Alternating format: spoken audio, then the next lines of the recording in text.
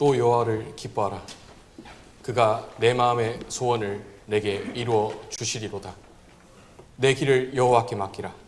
그를 의지하면 그가 이루시고 내 일을 빛같이 나타내시며 내 공의를 정오의 빛같이 하시리로다. 하나님은 영이시니 예배하는 자가 신령과 진정으로 예배할지니라. 아멘.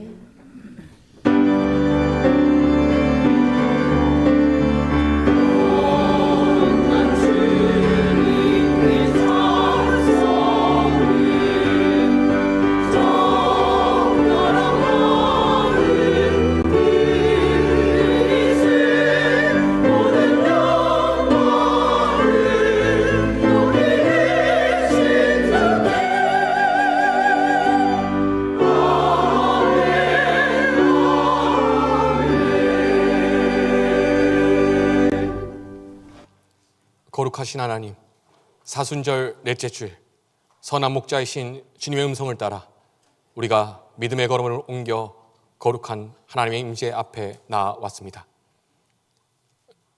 고집스러운 양과 같이 길을 잃기 쉬운 저희를 긍휼히 여겨 주시옵소서. 미련한 우리의 생각들을 내려놓으며 하나님의 지혜를 간구합니다. 주여, 우리의 영혼을 소생시켜 주십시오. 주여, 우리의 머리에 기름을 부어 주십시오. 주여, 우리의 잔이 넘치게 하여 주십시오.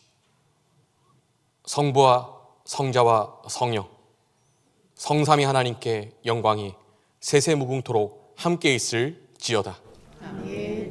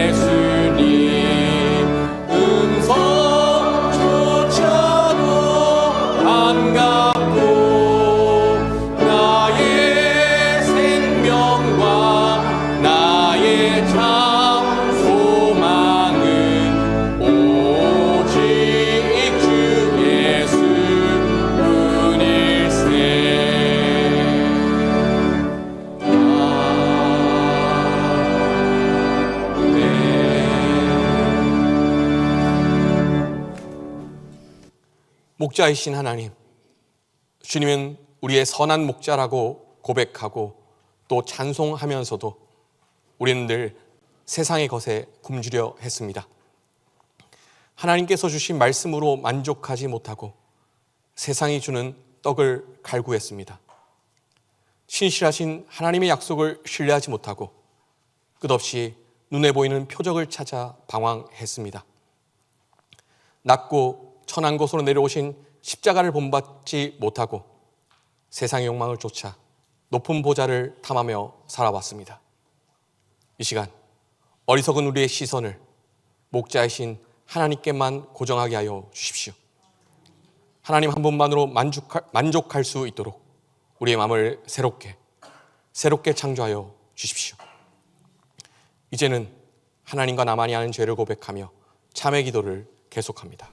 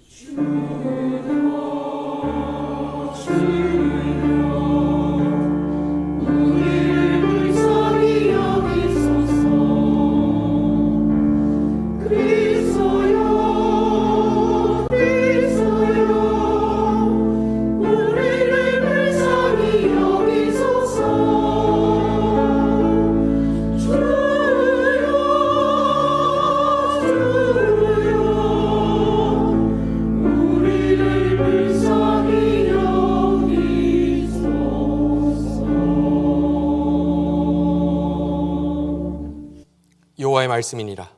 그날 그때에는 이스라엘의 죄악을 찾을지라도 없겠고 유다의 죄를 찾을지라도 찾아내지 못하리니 이는 내가 남긴 자를 용서할 것임이라. 그러므로 우리 주 예수 그리스도 안에 있는 자에게 결코 정죄함이 없느니라.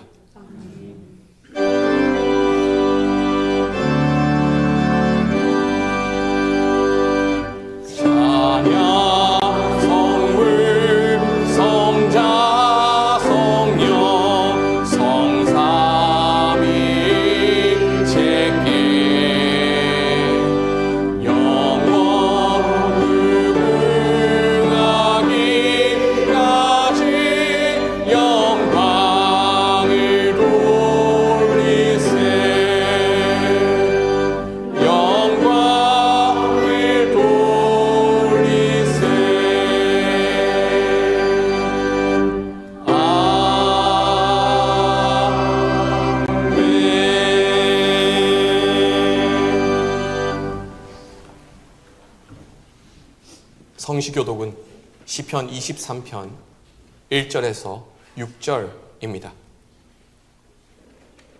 여호와는 나의 목자시니 내게 부족함이 없으리로다.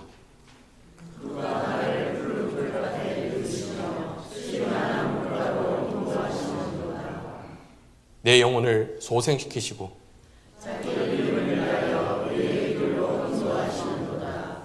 내가 사망의 음침한 골짜기로 다닐지라도 해를 두려워하지 않을 것은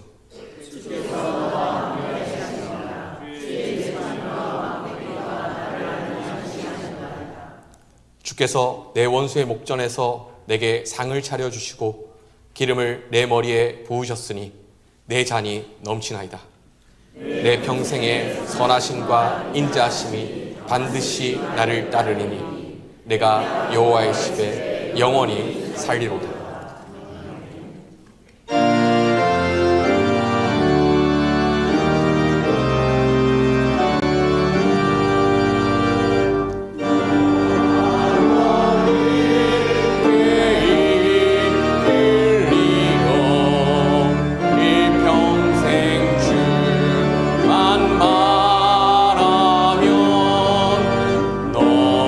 어려울 때 힘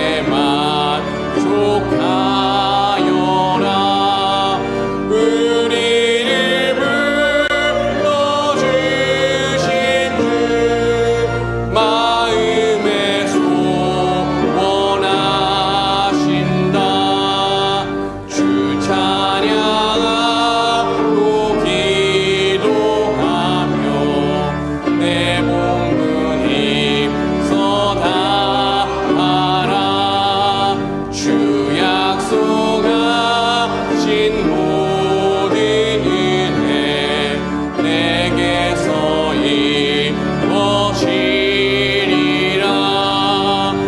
참되고 잃지 않은 야 주께서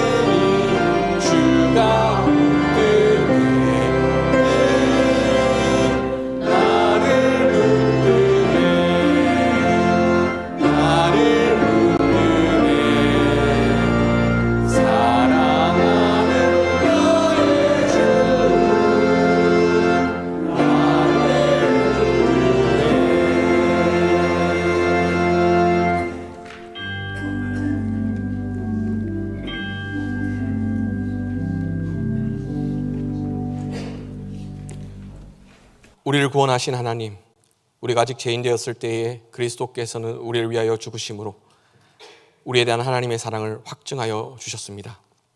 우리는 어둠 가운데 태어났고 죄 가운데 허우적거렸으며 하나님 없는 삶에 익숙했었습니다. 그런 우리를 하나님은 자녀라 불러주시고 신부라 불러주시고 의인이라 불러주셨습니다. 다만 하나님의 놀라운 구원의 은혜에도 불구하고 여전히 우리의 삶에는 옛 죄의 습성이 완전히 해결되지 않은 상태에 있습니다. 우리 마음 가운데는 선하신 하나님을 바라보기보다 현실 가운데 펼쳐진 절망을 곱씹는 데 익숙합니다. 우리의 입술은 믿음을 고백하고 타인을 격려하며 칭찬하기보다 타인의 바람에 찬물을 끼얹고 타인의 실수와 잘못을 정죄하며 판단하기에 익숙합니다. 우리의 시선은 죄인을 있는 그대로 바라보시며 다가오신 그 예수님보다는 그런 예수님마저도 정죄한 바리새인과 닮아 있습니다. 하나님, 우리 가운데 다시 한번 구원의 은혜를 베풀어 주십시오. 하나님의 구원의 빛이 우리의 마음을 비추기 원합니다. 현실 가운데 있는 좋지 않은 상황 가운데 절망하는 우리의 어두운 마음이 하나님의 구원의 빛 앞에 사라지길 원합니다. 현실 너머에 계시는 소망의 하나님을 기대하는 찬란한 빛이 우리의 마음을 가득 채우길 원합니다. 옳고 그름을 판단하는 마음으로 타인을 향한 판단과 정죄의 날을 세운 데 급급했던 우리의 시선과 입술 가운데 하나님 은혜를 베풀어 주십시오.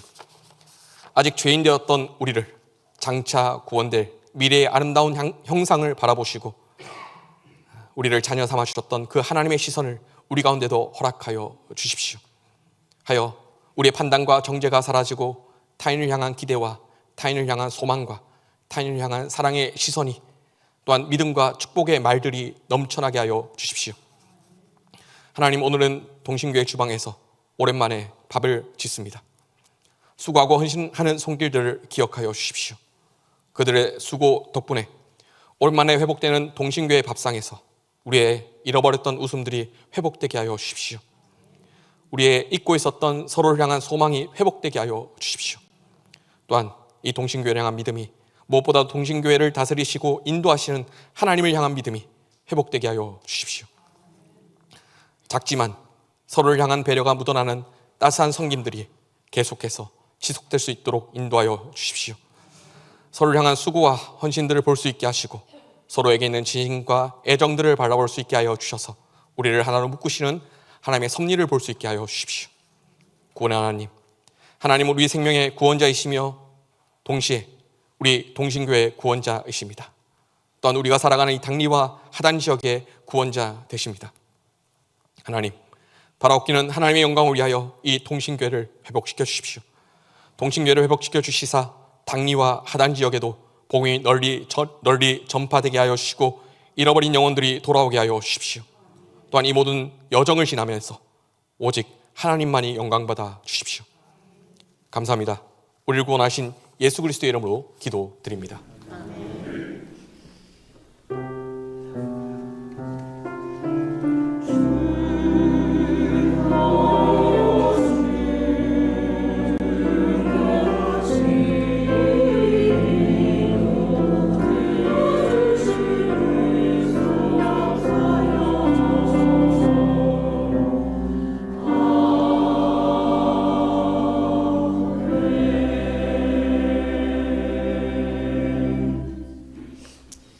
성령의 조명 기도입니다. 다 함께 같이 기도합니다. 주님, 성령의 밝은 빛으로 우리 마음을 비추어 주소서. 그리하여 말씀 속에 나타난 주님의 뜻을 깨달아 알게 하소서. 하나님께서 우리 가운데 주시는 첫 번째 말씀은 사무엘하 20장 14절에서 16절입니다. 세바가 이스라엘 모든 지파 가운데 두루다녀서 아벨과 벤마아가와 베림 온 땅에 이르니 그 무리도 다 모여 그를 따르더라. 이에 그들이 벤마아가 아벨로 가서 세바를 애우고 그 성읍을 향한 지역 언덕 위에 토성을 쌓고 요압과 함께한 모든 백성이 성벽을 쳐서 헐고자 하더니 그 성읍에서 지혜로운 여인 한 사람이 외쳐 이르되 들을지어다 청하건대 너희는 요압에게 이르기를 이리로 가까이 오라. 내가 내게 말하려 하노라 한다 하라.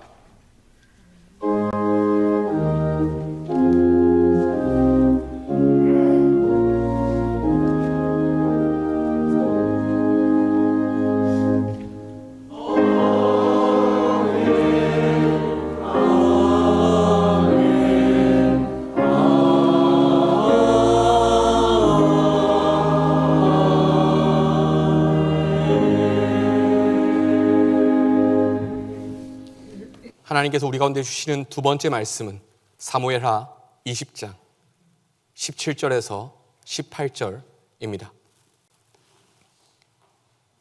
요압이 그 여인에게 가까이 가니 여인이 이르되 당신이 요압이니까 하니 대답하되 그러하다 하니라.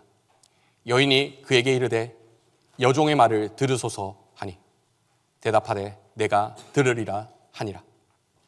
여인이 말하여 이르되 옛사람들이 흔히 말하기를 아벨에게 가서 물을 것이라 하고 그 일을 끝내었나이다.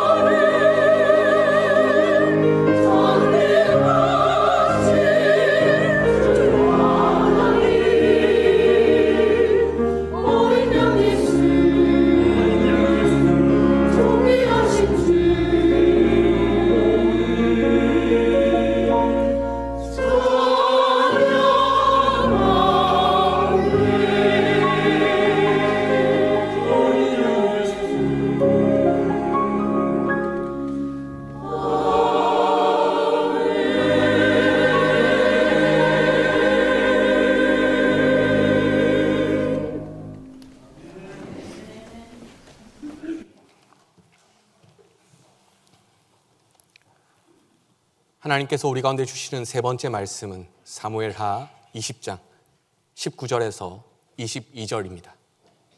이 계시의 말씀을 봉독할 때 다 함께 하나님의 음성을 들으실 수 있기를 바랍니다. 나는 이스라엘의 화평하고 충성된 자 중 하나이거늘 당신이 이스라엘 가운데 어머니 같은 성을 멸하고자 하시는도다.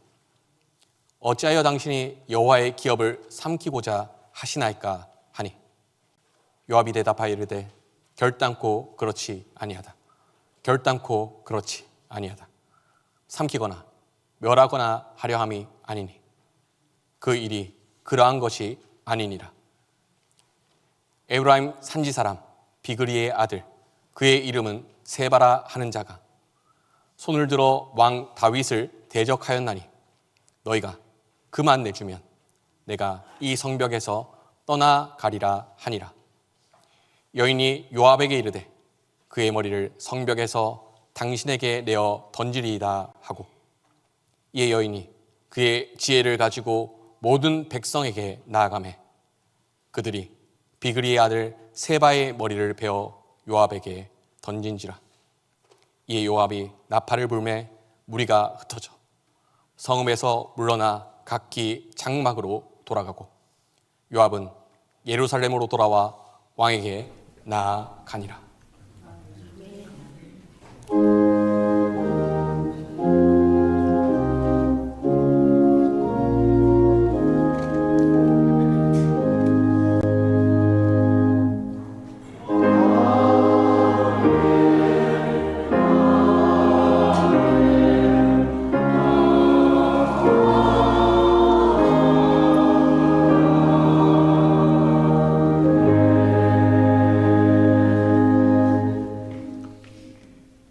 지난주에 이어서 오늘 다시 동신교회 성도 여러분들을 말씀 가운데서 만납니다.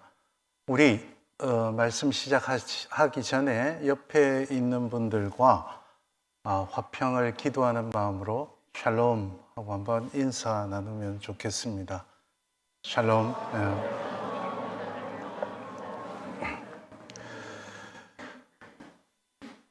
지난주에 이어서 오늘도 저와 여러분 모두 오늘 본문 말씀 가운데서 주님의 음성을 함께 들을 수 있기를 바랍니다. 오늘 우리는 모두 그리스도인으로서 하나님의 임재, 하나님께서 우리와 함께 하시고 내주하시는 가운데 살아가기를 원합니다. 또 하나님이 우리가 부족하지만 들어 쓰시는 일꾼으로 살아가고 싶어 합니다. 그런데 하나님께서는 과연 어떤 사람들과 함께 일하실까요? 세상은 잘난 사람, 남들보다 뛰어난 사람을 높이 평가합니다. 그래서 우리도 그런 사람이 되려고 안간힘을 쓰고 또 우리 다음 세대도 그런 잘난 사람이 되기를 바라며 채근하곤 합니다. 과연 하나님도 잘난 사람, 뛰어난 사람들과 함께 일하실까요? 오늘은 이 질문을 두고 하나님께서 과연 어떤 사람과 함께 일하실지 이런 질문을 두고 사무엘서에서 이름조차 알려지지 않은 한 여인의 이야기를 함께 나누려고 합니다. 본문의 이야기로 들어가 봅시다. 사무엘하 20장 한번 성경을 펴놓고 같이 보시면 훨씬 더 좋겠습니다. 사무엘하 20장. 오늘 본문의 말씀은 아벨이라는 성에서 일어난 이야기입니다. 아벨은 시내 또는 강이란 뜻을 가지고 있습니다. 이 성읍은 아벨 또는 벤마아가 아벨이라고 불리고 있었습니다. 그리고 팔레스틴 땅, 길쭉한 팔레스틴 땅의 북쪽 끝에 자리 잡은 요새의 성이었습니다.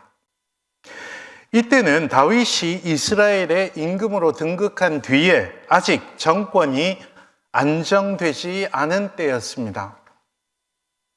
다윗 임금은 이때 벌써 아들 압살롬의 반란으로 한 차례 홍역을 치른 뒤였습니다.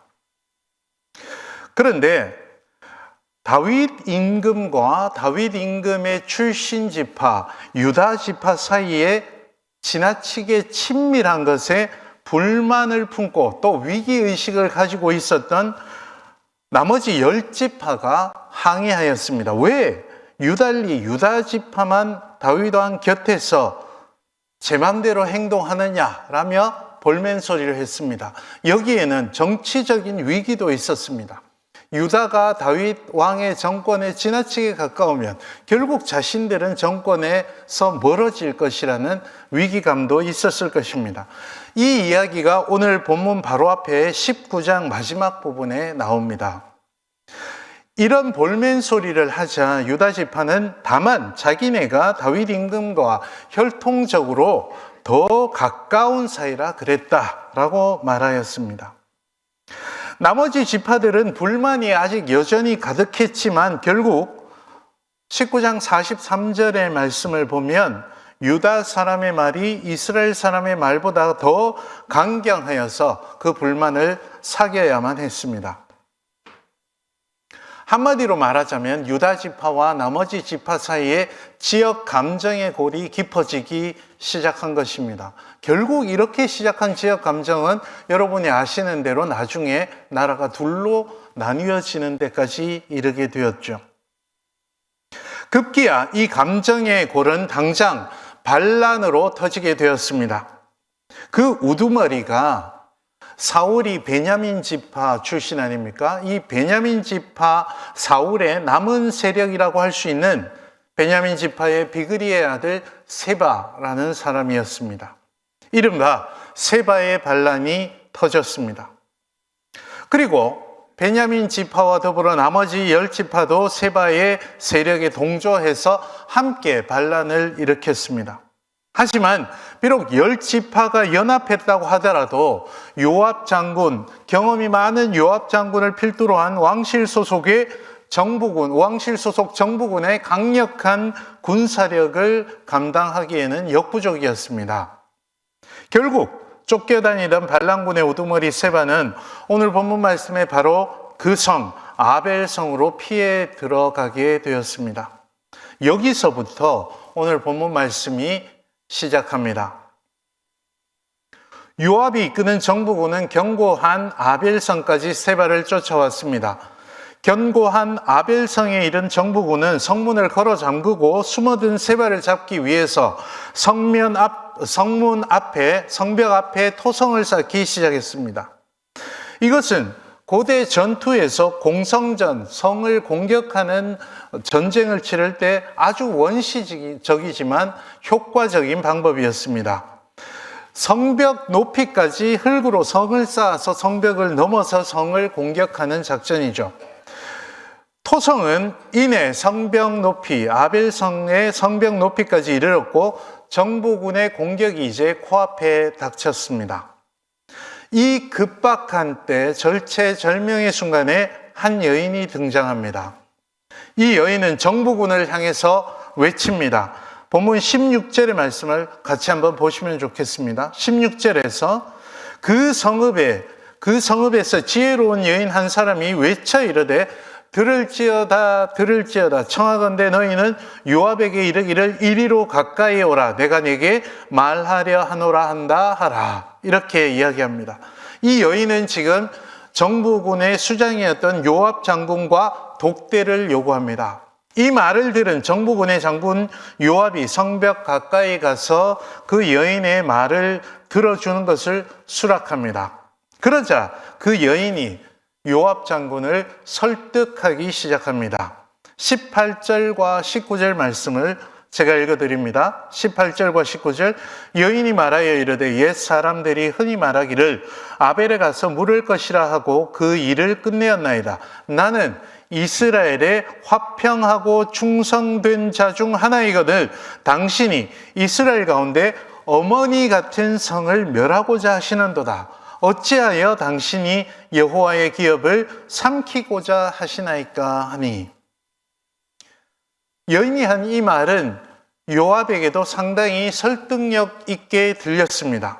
왜냐하면 이 말에서 이 여인은 자기가 누구인지를 밝혔습니다. 그리고 지금 요압이 공격하려는 아벨 성이 어떤 성읍인지도 잘 밝혀주고 있기 때문입니다.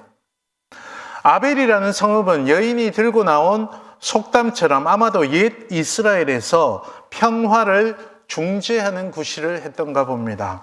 그래서 아이들이 문제가 있으면 어머니를 찾아가는 것처럼 이스라엘 백성들도 문제가 생기면 어머니와 같은 성읍인 이 아벨에 와서 문제의 해결점을 평화롭게 찾곤 했던 것 같습니다. 그러니까 이 말에서 우리는 이 여인이 요압 앞으로 아벨 성읍을 대표해서 나온 것이 우연이 아니라 여인이 이 성읍에서 원래 맡고 있던 직책이 평화를 중재하는 것과 관련이 있었다는 사실을 알 수 있습니다.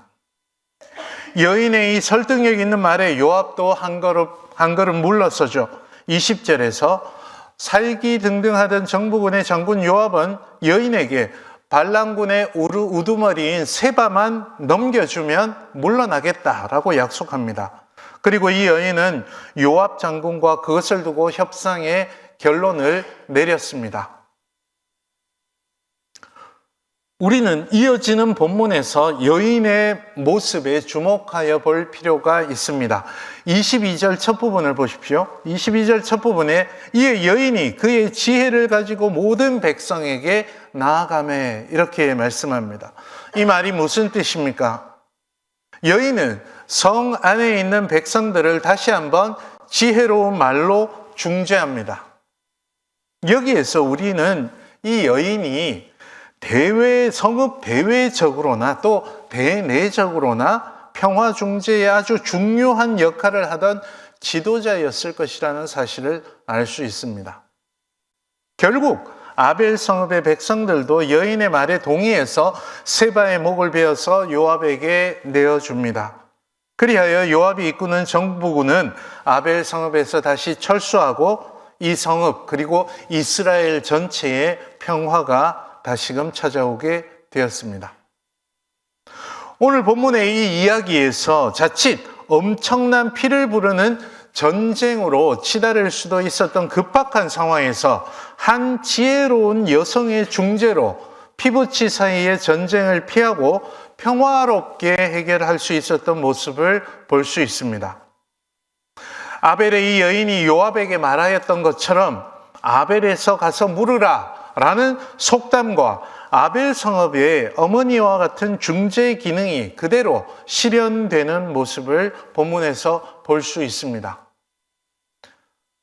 여러분, 이제 우리는 옛 이스라엘의 아벨 성읍에서 일어났던 이 일을 통해서 오늘 우리에게 주시는 하나님의 음성을 들어볼 필요가 있겠습니다. 먼저 우리는 아벨의 이 여인은 자기 직분에 충실한 여성이었다는 사실에 주목해야 합니다. 보십시오. 전쟁으로 치달을 수도 있는 절체절명의 위기 상황에서 왜 하필 이 여인이 중재자로 나섰을까요? 우연히 길을 가다가 요압 장군의 군대가 성벽 밖에서 토성을 쌓는 모습을 보고서 그냥 우연히 아주 기왕에 나왔으니까 한번 나선 것입니까? 아니면 겁 많은 아벨 성읍의 남성들이 집에 있던 아무 여인 가운데 이 사람을 불러내서 앞으로 떠민 것일까요? 그렇지는 않았을 것 같습니다. 앞서 말씀드린 대로 이 여인은 이미 아벨 성읍에서 중재자로서 직분을 감당하고 있던 지도자였을 것입니다. 본문 19절을 보십시오. 여기서 이 여인은 요압 장군에게 자신을 이스라엘의 화평하고 충성된 자 중 하나 이렇게 소개하고 있습니다. 이 말은 이 여인이 평화, 샬롬, 곧 분쟁 조정을 위해서 일하는 사람이라는 자기 자신의 신분, 너는 누구냐? 아벨 성읍에서 하는 일이 뭐냐? 라고 했을 때 자기 자신이 아벨 성읍에서 이런 일을 한다. 이스라엘의 화평하고 충성된 자 중 하나다라고 신분을 나타내고 그것을 소개하는 것으로 볼 수 있습니다. 말하자면 이 여인은 아벨 성읍 안에서 일어나는 여러 가지 분쟁을 조정하고 또 아벨 성읍으로 들어오는 이스라엘의 분쟁을 조정하는 일종의 재판관 역할을 했을 것입니다. 성경에서 이렇게 여성이 재판관 역할을 하는 보기를 찾아보기가 쉽지는 않습니다. 그러나 여러분 잘 알고 있습니다. 여성이 재판관이자 지도자 역할을 했던 것, 사사기의 드보라가 그 보기입니다. 아벨의 이 여인도 드보라와 같은 재판관으로서 분쟁 조정의 역할을 했었을 것입니다. 다만 왕이 없었던 사사 시대와 달리 지금은 다윗 왕정 시대였기 때문에 온 이스라엘의 재판을 담당했던 드보라와는 달리 활동 범위도 아벨 성읍으로 제한되고 이름조차도 소개하지 않았을 뿐입니다. 그래서 아벨 성읍의 위기 상황에서 이 여인이 요압 장군에게 나선 것은 19절에서 말하는 것처럼 충성된 자로서 중재자인 자신의 직분에 충실했던 것이다, 이렇게 말할 수 있습니다. 자칫 잘못했다가는 요압 장군의 정부군에 그냥 죽임을 당할 수도 있는 상황입니다. 하지만 자신의 직분이 중재자였기 때문에 이 여인은 목숨을 걸고 과감히 요압 장군에게 나설 수 있었던 것입니다. 여기서 우리가 배울 바가 있습니다. 여러분, 오늘 우리 교회에도 이런저런 직분들이 있고 그 직분들을 맡은 이들이 있습니다. 그런데 과연 오늘 우리는 이 직분을 얼마나 하나님 앞에서 얼마나 잘 감당하고 있는지 아벨의 이 여인, 목숨을 건 이 여인을 통해서 되돌아볼 수 있어야 하겠습니다. 오늘 우리는 혹시 교회에서 우리가 하고 싶은 일은 열심히 하면서도 정작 우리가 해야 할 일들은 소홀히 하고 있지는 않습니까? 내가 봉사해야 하는 자리, 내가 있어야 할 기도의 자리, 또 내가 참석해야 할 그 자리들이 혹시 비어있지는 않습니까? 아벨의 이 여인을 보십시오. 그가 요압 장군 앞으로 나서기가 어디 쉬운 일이었겠습니까? 그러나 19절 말씀에서 보듯 그는 이스라엘의 화평하고 충성된 자로서 하나님 앞에서 감당해야 할 자신의 직분을 제대로 감당하기 위해 죽음을 무릅쓰고 담대히 지금 나섰던 것 아닙니까? 오늘 우리가 교회에서 감당해야 할 일들이 사실은 이 여인처럼 목숨을 걸어야 할 일은 없을 것입니다. 다만 내가 하고 싶지 않을 따름일 테죠. 만약 한 번이라도 이런 생각을 했다면 우리는 이 하나님 말씀 앞에 회개하고 다시금 내가 해야 할 일, 하나님께서 내게 주신 직분, 이 모든 일에 충성해야 되겠다는 다짐을, 헌신의 다짐을 새롭게 할 수 있어야 하겠습니다. 제각각 있는 자리에서 그것이 크든 작든 주님 앞에서 해야 할 일을 충실히 할 때 오늘 우리의 자리에서 하나님께서는 다시금 우리를 통해서 하나님의 놀라운 샬롬의 역사를 보여주실 것입니다. 그래서 그런 사람들이 모인 우리 교회를 하나님 나라의 도구로 크게 들어서 주실 것입니다. 둘째로 우리가 배울 수 있는 것은 아벨의 이 여인은 지혜로운 사람이었다는 사실입니다. 왕정시대라 왕들 중심의 역사에서 비록 이 여인의 이름조차 전해지지 않았지만 우리는 이 여인이 역사가에게 16절 말씀대로 지혜로운 여인이었다, 이렇게 기억되었다는 사실에 주목해 보아야 합니다. 사람들은 이 여인을 지혜로운 여인으로 기억하고 있었습니다. 이 여인이 아벨 성읍에서 화평하고 충성된 자로서 직분을 감당할 수 있었던 비결은 곧 이 여인의 지혜에 있었습니다. 여러분, 그러면은 이 여인의 지혜란 무엇이었겠습니까? 범위를 넓혀서 구약 성경에서 말하는 지혜란 무엇으로 여길 수 있겠습니까? 무엇보다 구약 성경에서 말하는 지혜의 근본은 여러분이 잘 아십니다. 잠언 9장 10절 등에서 거듭 성경을 통해서 하시는 말씀, 지혜의 근본은 무엇입니까? 여호와를 경외하는 것입니다. 하나님을 중심에 둔 삶이 지혜의 근본입니다. 성경에서 말하는 지혜는 하나님을 중심에 두는 것에서 한치도 벗어나지 않습니다. 그리고 이 하나님 경외의 지혜는 솔로몬이 임금에 올랐을 때 열왕기상 3장 9절에서 하나님께 가장 먼저 구했던 것이 무엇입니까? 듣는 마음이었습니다. 그 듣는 마음을 지혜라고 이야기합니다. 무엇을 들어야 됩니까? 하나님 앞에서 지혜로운 사람이 되기 위해서 우리는 무엇을 들어야 됩니까? 무엇보다 먼저 하나님의 말씀을 잘 들어야 하겠죠. 더불어 다른 사람들의 말도 잘 들을 줄 아는 것, 그것이 성경에 말하는 지혜입니다. 내 말만 하고 듣지 않는 사람은 결코 하나님의 지혜를 경험할 수 없습니다. 그래서 아벨의 이 여인이 지혜롭다라고 할 때 그 안에는 이 여인이 하나님을 경외하며 그분의 말씀을 잘 듣고 또 다른 사람들의 말도 잘 들었다라는 사실이 전제되어 있습니다. 오늘 우리 또한 마찬가지입니다. 하나님 앞에서 지혜롭다고 평가받는 사람이 되기 위해서는 하나님을 중심에 모시는 삶을 살아야 합니다.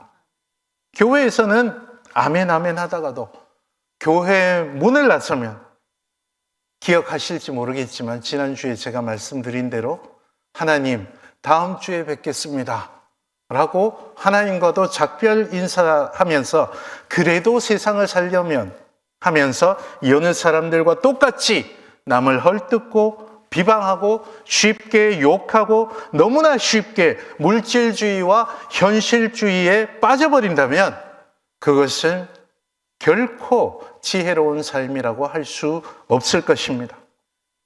지혜로운 삶은 언제나 한결같이 주님이라면 이럴 때 어떻게 하라실까? 예수님이라면 이럴 때 어떻게 하라고 말씀하실까라고 질문하면서 그대로 기도하는 마음으로 실행하는 것입니다. 그것이 바로 하나님을 경외하는 지혜입니다. 그러기 위해서 우리는 언제 어디서든 말씀을 사모하고 말씀을 묵상하고 읽고 그 뜻을 깨달으려는 노력을 멈추지 말아야 합니다. 언제 어떤 상황에서도 우리는 말씀을 놓지 않아야 합니다. 우리가 모두 하나님을 중심에 모시고 그분의 말씀을 잘 들어서 올바른 판단을 하고 삶을 살아가는 지혜로운 사람이 다 되시기를 오늘 주님께서는 우리 한 사람 한 사람에게 바라고 계십니다.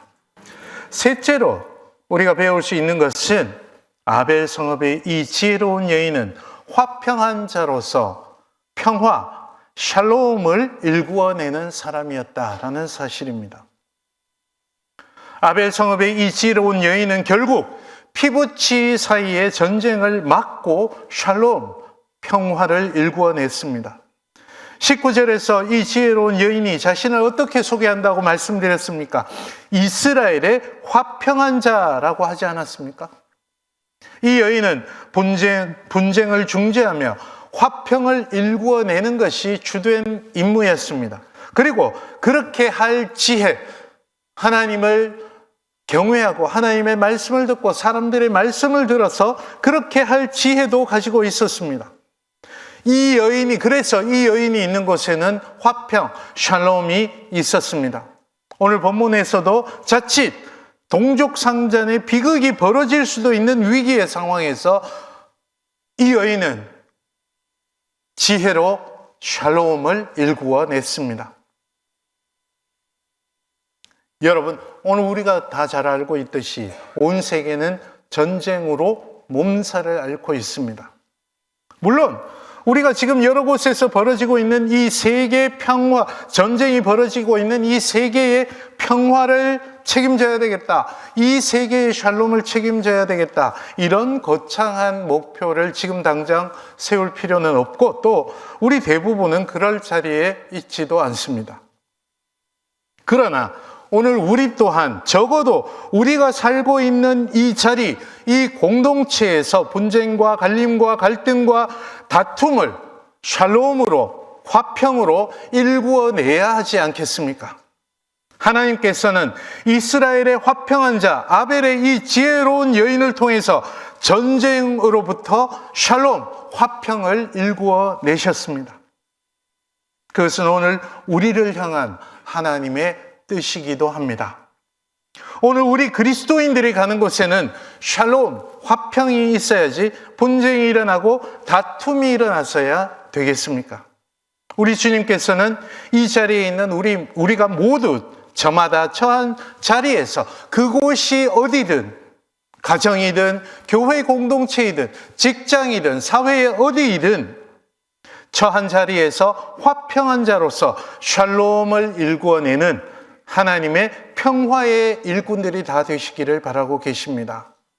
그리하여 적어도 하나님의 백성인 우리가 있는 곳에는 다툼이 아니라 샬롬, 화평이 있어야 하겠습니다.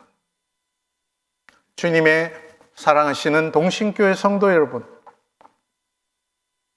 우리 주 예수께서는 마태복음 5장 9절에서 이렇게 말씀하십니다.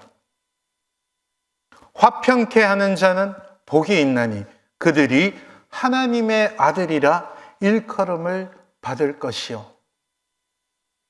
오늘 아벨의 이 지혜로운 여인이 바로 전쟁의 문턱에서 그 전쟁을 막아내고 샬롬, 화평을 일구어내서 하나님의 아들이라 일컬음을 받을 복받은 사람, 행복한 사람이 되었습니다.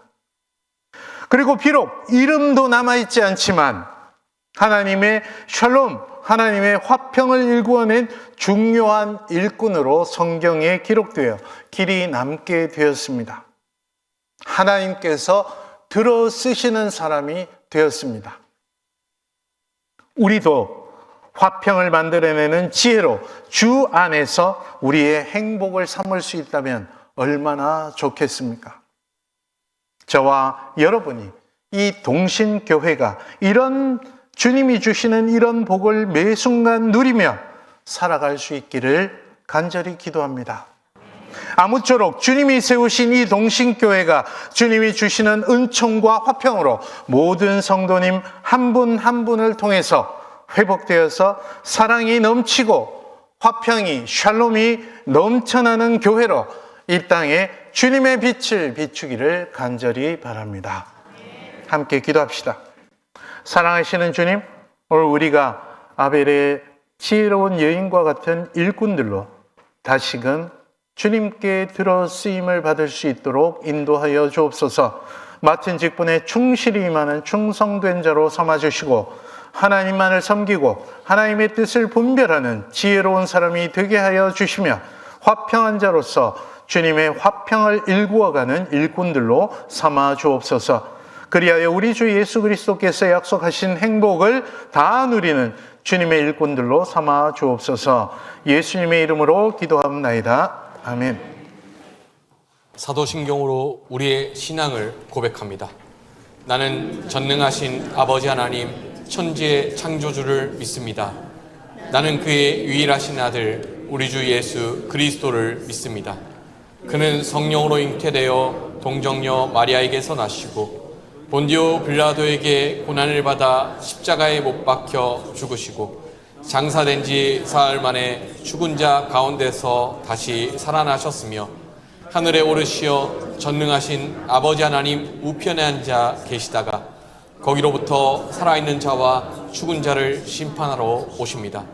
나는 성령을 믿으며 거룩한 공교회와 성도의 교제와 죄를 용서받는 것과 몸의 부활과 영생을 믿습니다.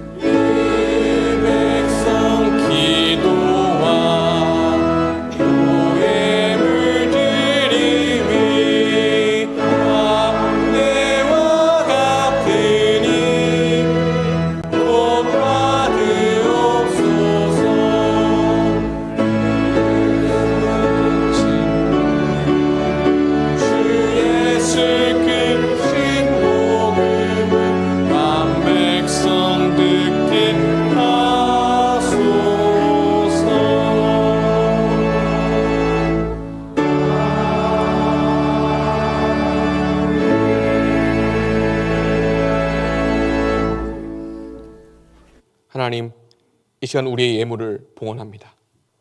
우리의 매주 드리는 주정헌금과 우리의 소득의 10분의 1과 각색의 감사의 제목을 담은 감사 헌금과 해외 선교사님들 위한 선교 헌금과 가난한 이들을 위한 수선 헌금과 그 외의 모든 헌금을 하나님께 내어 드립니다. 하나님, 우리가 드리는 헌금을 넘어서 우리의 삶의 모든 것을 하나님께 드리게 하옵소서. 우리의 일상의 평범한 업무들과 자질구레한 일상들을, 일상에서 받는 모든 스트레스와 아픔과 눈물과 분노조차도, 또한 일상에서 얻는 성과와 가치와 기쁨과 행복감 전부를 하나님께 내어 드립니다. 무엇보다도 우리를 동신교회라는 이름으로 묶어주신 하나님의 영광을 위하여 우리의 교회를 향한 각자 다양한 진심들을 모아 하나님께 내어 드립니다. 하나님, 우리의 삶 전부를 하나님께 드리오니 바라옵기는 우리의 삶 전체를 주관하여 주십시오. 출구가 보이지 않는 아득하고도 험난한 길을 걸어갈 때에도 하나님께서 삶을 주관하신다는 믿음을 허락하여 주십시오. 외롭고도 우울한 절망의 터널을 지나갈 때에도 하나님께서도 우리의 삶을 주관하신다는 믿음을 허락하여 주십시오. 또한 명분과 이유도 없는 전쟁이 점점 확전되어가는 상황 속에서도 하나님께서 우리의 삶을 넘어 이 역사를 주관하신다는 믿음을 우리 가운데 허락하여 주십시오. 또한 헌금을 드리면서 이 자리에 함께하고 있지 못한 동신교회 가족들을 기억합니다. 직장으로 말미암아 타지에 있는 이들, 군 복무에 힘쓰고 있는 이들, 육체와 마음의 아픔으로 인하여 병상에 누워있는 이들, 하나님, 바라옵기는 이들과 함께하여 주십시오. 또한 담임 목사를 위해 기도합니다. 육신의 연약한 가운데 하나님께서 새 힘을 허락하여 주시고 치유의 은혜를 베풀어 주십시오. 감사합니다.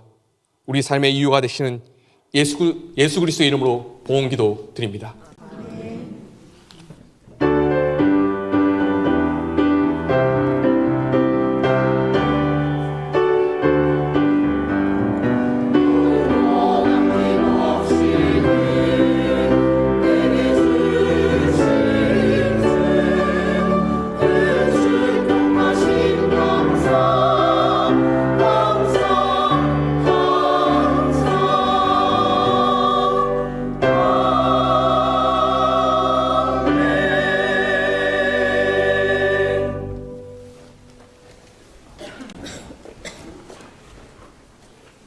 우리 서로에게 인사하도록 하십시다.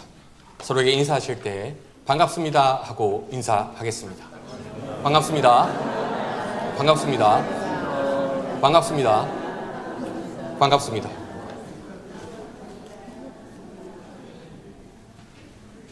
(2월 24일부터) (4월 3일) 금요일까지 그리스도 우리의 화목이라는 주제로 사순절 기도회가 진행 중에 있습니다. 다들 은혜를 사모하는 마음으로 참여해 주시면 감사하겠습니다. 오늘부터 점심 식사는 식당에서 제공됩니다. 식당에 내려가셔서 점심 식사를 하실 수 있습니다.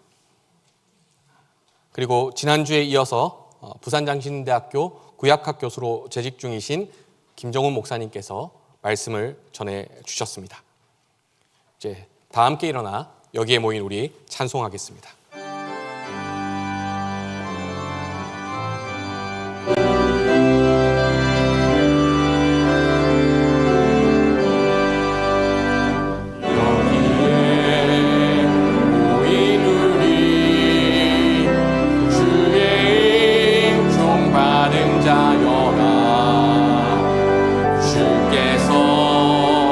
이 자리에 함께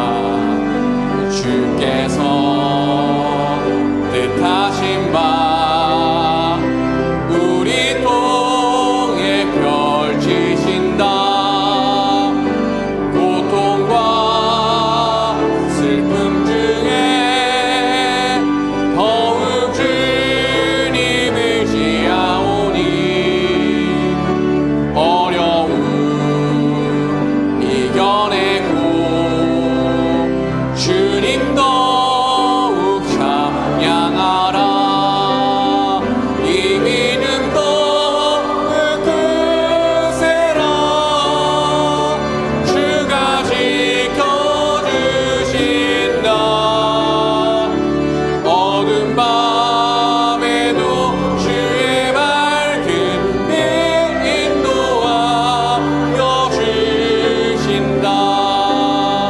이 믿음도 굳세라. 주가 지켜주시라. 어두운 밤에도 주의 밝은